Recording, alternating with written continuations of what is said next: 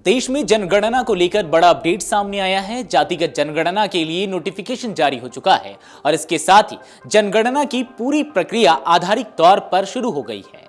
जनगणना पर जनता के सवालों का दौर 1 मार्च 2027 से शुरू होगा, लेकिन इसके पहले ही जातियों के मामले में बेहद संवेदनशील राज्य बिहार में विधानसभा चुनाव की इसी साल के अंत में संपन्न हो जाएंगे। जनगणना का नोटिफिकेशन जारी होने के बाद बिहार पहला राज्य होगा जहां चुनाव होंगे। ऐसे में यह सवाल महत्वपूर्ण होगा कि जातिगत जनगणना का लाभ किसे मिलेगा। जातिगत जनगणना में क्या पूछे जाएंगे आपसे सवाल। जातिगत जनगणना में क्या इस बार कुछ नए सवाल भी जुड़े हैं? तो चलिए सबसे पहले ये जान लीजिए कि क्या है जनगणना। जनगणना जैसे कि नाम से ही पता चल रहा है कि देश में रहने वाले लोगों की गिनती की जाती है। जनगणना में देश की आबादी के बारे में तो पता लगाया ही जाता है। इसके अलावा धर्म, जाति, मातृभाषा, साक्षरता, शिक्षा का स्तर, इकोनॉमी के बारे में भी जानकारी जुटाई जाती है। कुल मिलाकर जनगणना सिर्फ लोगों की गिनती पता करना नहीं होता, ये देश का सही आईना होता है। इसी के आधार पर सरकार योजनाएं और नीतियां तैयार करती हैं। जनगणना क्यों जरूरी है, चलिए आपको बताते हैं।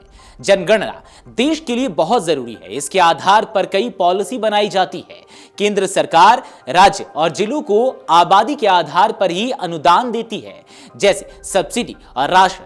शिक्षा से लेकर ग्रामीण विकास तक मंत्रालय स्कूलों, पीएचसी और किसी दूसरे प्रोजेक्ट्स के लिए जनगणना का ही सहारा लेते हैं। जनगणना सीधे तौर पर नीति और राजनीति को प्रभावित करती है।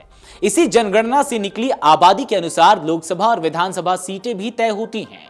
योजनाओं को जमीनी स्तर पर लाने के लिए सरकार जनगणना के डेटा का ही इस्तेमाल करती है और भारत में आखिरी बार जनगणना 2011 में हुई थी।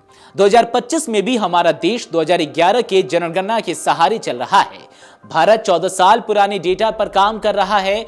सभी नीति और योजनाएं 2011 के आंकड़ों के आधार पर ही बनाई जा रही है। 2011 की जनगणना भारत की आबादी 121 करोड़ थी। 2025 तक भारत की पॉपुलेशन में काफी बढ़ोतरी का अनुमान लगाया जा रहा है। जनगणना होने से क्या फायदा होता है, चलिए आपको यह भी बता देते हैं।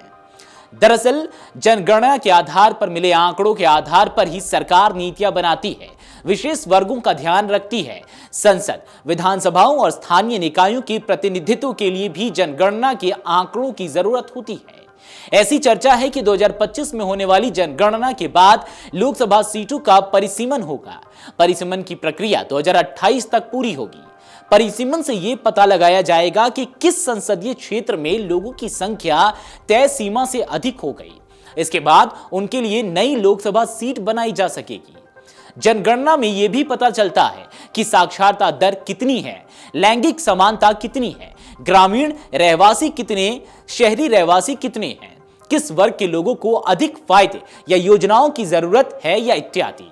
अब जान लीजिए कि जब जातिगत जनगणना के लिए अधिकारी आएंगे तो आपसे कौन कौन से सवाल पूछेंगे।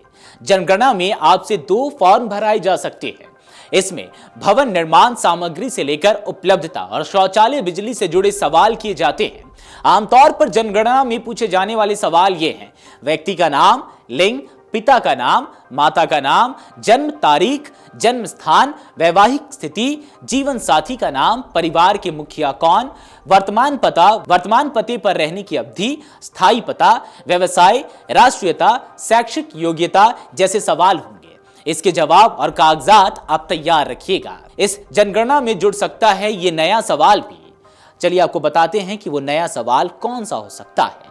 सूत्रों और रिपोर्ट की माने तो इस बार होने वाली जनगणना में लोगों से पूछा जा सकता है कि वे किस संप्रदाय से जुड़े हैं या अनुयायी हैं। उदाहरण के तौर पर अनुसूचित जाति में रविदासी और वाल्मीकि जैसे संप्रदाय हैं। जनगणना में इसकी जानकारी भी जुटाई जा सकती है। 2021 में होनी थी जनगणना, लेकिन क्यों नहीं हुई, चलिए आपको बताते हैं। जनगणना हर 10 साल में होती है। पिछले बार देश में 2011 में जनगणना हुई थी। इसके बाद 2021 में जनगणना होनी थी, लेकिन कोरोना महामारी के कारण इसे टाल दिया गया था। इसलिए अब की बार 14 साल के लंबे अंतराल के बाद जनगणना हो रही है। जनगणना दशक की शुरुआत में होती है, लेकिन अब 2025 में हो रही है।